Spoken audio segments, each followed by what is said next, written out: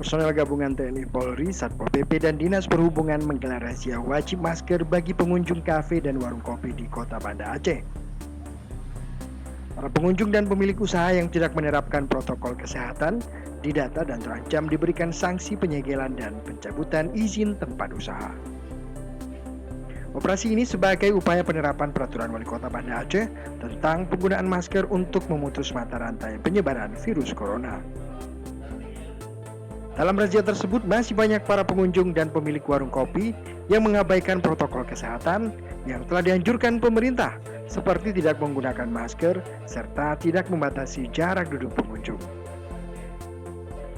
Pengunjung yang kedapatan tidak memakai masker didata dan kemudian diberikan pengarahan agar selalu menggunakan masker saat beraktivitas di luar rumah. Jika kedepannya warga masih membandel, terancam penarikan identitas kependudukan serta tidak diberikan pelayanan pada fasilitas publik. Bagi pemilik usaha terancam disegel dan dicabut izin usahanya jika tidak menjalankan protokol kesehatan seperti yang dianjurkan pemerintah Kota Banda Aceh. Kepala Satpol PP Banda Aceh M. Hidayat mengatakan, dalam razia tersebut petugas hanya memberikan imbauan berupa sosialisasi peraturan Wali Kota nomor 25 tahun 2020 tentang penggunaan masker saat melakukan aktivitas di luar rumah.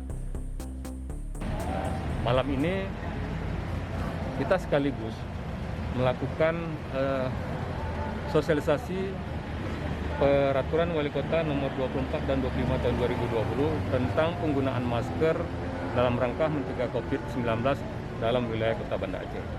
Yang pelaksanaannya besok sekitar jam 10 akan mungkin dihadiri langsung oleh Pak Wali Kota, akan melihat bagaimana tim yang sudah kita bentuk malam ini bekerja sama untuk razia masker besok.